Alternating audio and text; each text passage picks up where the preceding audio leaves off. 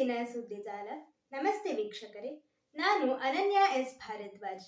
ವಿಶೇಷ ಸುದ್ದಿಗಳ ಪ್ರಸಾರ ವೀಕ್ಷಿಸಿರಿ. ರಾಜಕೀಯ ನಾಯಕರು ದೇಶದ ಭ್ರಾತೃತ್ವ ಬೆಳೆಸಬೇಕು. ಸುಪ್ರೀಂ ರಾಜಕೀಯ ಭಾಷಣಗಳ ಕುರಿತು ಹೊಸ ಮಾರ್ಗಸೂಚಿ ಕುರಿತು ಶಿಕ್ಷಣ ತಜ್ಞೆ ರೂಪ್ ರೇಖಾ ವರ್ಮಾ ಸೇರಿದಂತೆ 12 ಮಂದಿಗೆ ಹೊಸತಾಗಿ ಅರ್ಜಿ ದಾಖಲಿಸಲು ಸುಪ್ರೀಂ ಕೋರ್ಟ್ ಸೂಚನೆ ನೀಡಿದೆ. ಭ್ರಾತೃತ್ವ ಹಾಗೂ ಸಾಂವಿಧಾನಿಕ ಮೌಲ್ಯಗಳ ಪರಿಣಾಮ ಬೀರುವ ರಾಜಕಾರಣಿಗಳ ಭಾಷಣದ ಕುರಿತಂತೆ ಹೊಸ ಮಾರ್ಗಸೂಚಿ ಕೋರಿ ಸಲ್ಲಿಕೆಯಾಗಿದ್ದ ಸಾರ್ವಜನಿಕ ಹಿತಾಸಕ್ತಿ ಅರ್ಜಿ ವಿಚಾರಣೆ ನಡೆಸಲು ಮುಖ್ಯ ನ್ಯಾಯಮೂರ್ತಿ ಸೂರ್ಯಕಾಂತ್, ನ್ಯಾ ಜಯಮಾಲ್ಯ ಬಾಗ್ಚಿ, ನ್ಯಾ ಬಿ.ವಿ. ನಾಗರತ್ನ ಅವರಿದ್ದ ಪೀಠವು ನಿರಾಕರಿಸಿತು. ಅಸ್ಸಾಂ ಮುಖ್ಯಮಂತ್ರಿ ಹಿಮಂತ್ ಬಿಸ್ವಾ ಶರ್ಮಾ ಅವರ ಇತ್ತೀಚಿಗಿನ ದ್ವೇಷ ಭಾಷಣ ಉಲ್ಲೇಖಿಸಿ ಅರ್ಜಿದಾರರ ಪರವಾಗಿ ಹಾಜರಾದ ಹಿರಿಯ ವಕೀಲ ಕಪಿಲ್ ಸಿಬಲ್ ಅರ್ಜಿದಾರರ ಪರವಾದ ಮಂಡಿಸಿದರು. ವಾತಾವರಣವು ತುಂಬಾ ಕಲುಷಿತವಾಗಿದೆ. ಹೀಗಾಗಿ ದೇಶದ ಭ್ರಾತೃತ್ವ ಕೆಡಿಸುವ ಭಾಷಣಗಳ ಕುರಿತಂತೆ ಮಾರ್ಗಸೂಚಿ ಸಿದ್ಧಪಡಿಸುವ ಅಗತ್ಯವಿದೆ. ಯಾವುದೇ ನಿರ್ದಿಷ್ಟ ನಾಯಕರನ್ನು ಗುರಿಯಾಗಿರಿಸಿಕೊಂಡು ಈ ಹೇಳಿಕೆ ನೀಡುತ್ತಿಲ್ಲ ಎಂದು ನ್ಯಾಯಪೀಠಕ್ಕೆ ಮನವರಿಕೆ ಮಾಡಿಕೊಟ್ಟರು. ಈ ಬೇಡಿಕೆಗೆ ನ್ಯಾಯಪೀಠ ಸಮ್ಮತಿಸಲಿಲ್ಲ.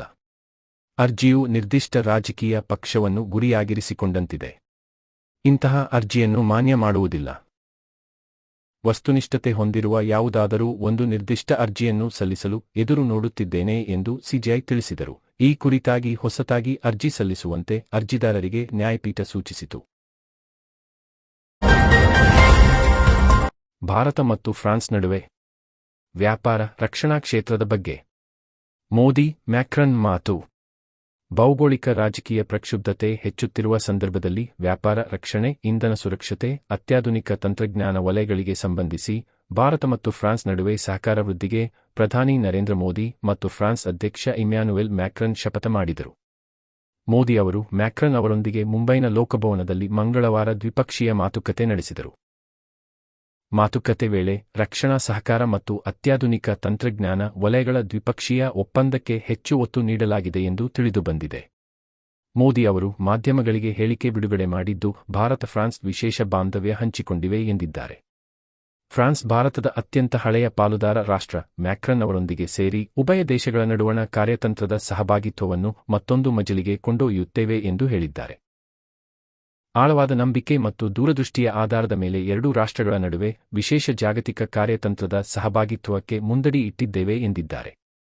ಭಾರತ ಮತ್ತು ಯುರೋಪ್ ನಡುವಣ ಸಂಬಂಧ ವೃದ್ಧಿಗೆ 2026 ಪರ್ವಕಾಲವಾಗಿದೆ. ಕೆಲವು ದಿನಗಳ ಹಿಂದಷ್ಟೇ ನಾವು ಮುಕ್ತ ವ್ಯಾಪಾರ ಒಪ್ಪಂದಕ್ಕೆ ಸಹಿ ಹಾಕಿದ್ದೇವೆ ಎಂದು ಹೇಳಿದ್ದಾರೆ.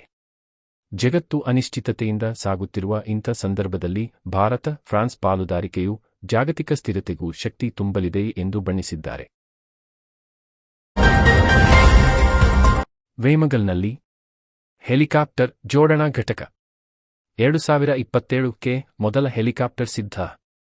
ಕೋಲಾರ ತಾಲೂಕಿನ ವೇಮಗಲ್ ಕೈಗಾರಿಕಾ ಪ್ರದೇಶದಲ್ಲಿ ಟಾಟಾ ಅಡ್ವಾನ್ಸ್ಡ್ ಸಿಸ್ಟಮ್ಸ್ ಲಿಮಿಟೆಡ್ ಟಿಎಸ್ಎಲ್ ನಿರ್ಮಿಸಿರುವ ಏರ್ಬಸ್ H125 ಲಘು ಹೆಲಿಕಾಪ್ಟರ್ನ ಜೋಡಣಾ ಘಟಕಕ್ಕೆ ಪ್ರಧಾನಿ ನರೇಂದ್ರ ಮೋದಿ ಹಾಗೂ ಫ್ರಾನ್ಸ್ ಅಧ್ಯಕ್ಷ ಇಮ್ಯಾನ್ಯುಯೆಲ್ ಮ್ಯಾಕ್ರನ್ ಮಂಗಳವಾರ ಚಾಲನೆ ನೀಡಿದರು. ಮುಂಬೈನಿಂದ ವರ್ಚುವಲ್ ವೇದಿಕೆ ಮೂಲಕ ಚಾಲನೆ ನೀಡಿದ್ದು, ವೇಮಗಲ್ನಲ್ಲಿ ನಡೆದ ಕಾರ್ಯಕ್ರಮದಲ್ಲಿ ರಕ್ಷಣಾ ಸಚಿವ ರಾಜನಾಥ್ ಸಿಂಗ್, ಫ್ರಾನ್ಸ್ ರಕ್ಷಣಾ ಸಚಿವೆ ಕ್ಯಾಥರಿನ್ ವಾಟ್ರಿನ್ ಇದಕ್ಕೆ ಸಾಕ್ಷಿಯಾದರು. ಉಭಯ ರಕ್ಷಣಾ ಸಚಿವರು ಇದೇ ಸಂದರ್ಭದಲ್ಲಿ ಒಟ್ಟು ₹405 ಕೋಟಿ ವೆಚ್ಚದಲ್ಲಿ 17 ಎಕರೆ ಪ್ರದೇಶದಲ್ಲಿ ತಲೆ ಎತ್ತಿರುವ ಘಟಕದಲ್ಲಿ ಸುತ್ತಾಡಿ ಸೌಲಭ್ಯವನ್ನು ವೀಕ್ಷಿಸಿದರು. ಟಾಟಾ ಅಡ್ವಾನ್ಸ್ಡ್ ಸಿಸ್ಟಮ್ಸ್ನ ಸಿಇಒ ಸುಕರಣ್ ಸಿಂಗ್ ಮಾತನಾಡಿ, ದೇಶದ ರಕ್ಷಣಾ ಇಲಾಖೆಗೆ ಅಗತ್ಯವಿದ್ದಾಗ ಹೆಲಿಕಾಪ್ಟರ್ ಪೂರೈಸಲು ನಾವು ಸಿದ್ಧವಿದ್ದೇವೆ ಎಂದರು. ಖಾಸಗಿ ವಲಯದಲ್ಲಿ ದೇಶದ ಮೊದಲ ಹೆಲಿಕಾಪ್ಟರ್ ಜೋಡಣಾ ಘಟಕ ಇದಾಗಿದೆ. 2027ರ ಆರಂಭದಲ್ಲಿ ಮೊದಲ ಹೆಲಿಕಾಪ್ಟರ್ ಹೊರಬರಲಿದೆ. ನಂತರ ವಾರ್ಷಿಕ 10 ಹೆಲಿಕಾಪ್ಟರ್ ಜೋಡಣೆಯಾಗಲಿದೆ. 20 ವರ್ಷಗಳಲ್ಲಿ ಸುಮಾರು 500 ಹೆಲಿಕಾಪ್ಟರ್ ಸಿದ್ಧವಾಗಲಿವೆ. ಈ ಮೂಲಕ ವೈಮಾನಿಕ ಹಾಗೂ ರಕ್ಷಣಾ ಕ್ಷೇತ್ರದಲ್ಲಿ ಭಾರತ ಮಹತ್ವದ ಹೆಜ್ಜೆ ಇರಿಸಿದೆ. ಈ ಘಟಕದಲ್ಲಿ ಟಾಟಾ ಹಾಗೂ ಫ್ರಾನ್ಸ್ನ ಏರ್ಬಸ್ ಸಹಭಾಗಿತ್ವದಲ್ಲಿ ಏಕ ಎಂಜಿನ್ನ H125 ಲಘು ಹೆಲಿಕಾಪ್ಟರ್ಗೆ ಅಂತಿಮ ಸ್ಪರ್ಶ ನೀಡಿ ಹಾರಾಟಕ್ಕೆ ಸಿದ್ಧಪಡಿಸಲಾಗುತ್ತದೆ. ಗುಣಮಟ್ಟದ ಪರೀಕ್ಷೆ ನಡೆಯಲಿದೆ. ದುರಸ್ತಿ, ನಿರ್ವಹಣೆಗೆ ಒತ್ತು ನೀಡಲಿದ್ದು ಸ್ಥಳೀಯವಾಗಿ ಉದ್ಯೋಗಾವಕಾಶ ಸೃಷ್ಟಿಯಾಗುವ ನಿರೀಕ್ಷೆಯಿದೆ. ನಾಗರಿಕ ವಿಮಾನಯಾನ ಸಚಿವ ಕೆ. ರಾಮಮೋಹನ್ ನಾಯ್ಡು, ರಾಜ್ಯದ ಬೃಹತ್ ಹಾಗೂ ಮಾಧ್ಯಮ ಕೈಗಾರಿಕಾ ಸಚಿವ ಎಂ.ಪಿ. ಪಾಟೀಲ, ಸಂಸದ ಎಂ. ಮಲ್ಲೇಶ್ ಬಾಬು, ವಾಯುಪಡೆ ಮುಖ್ಯಸ್ಥ air chief marshal AP.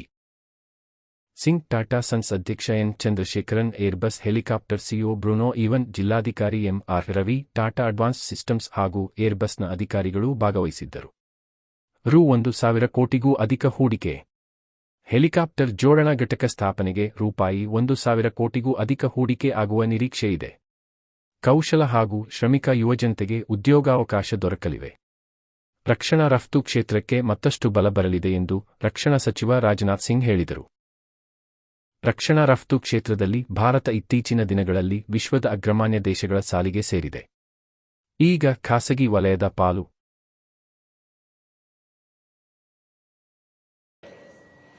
Coming to the unveiling of the final assembly line that we are witnessing today, the H125 program investment is anticipated to exceed ₹1,000 crore and is likely to create direct and indirect employment opportunities for our skilled and hard-working younger generation.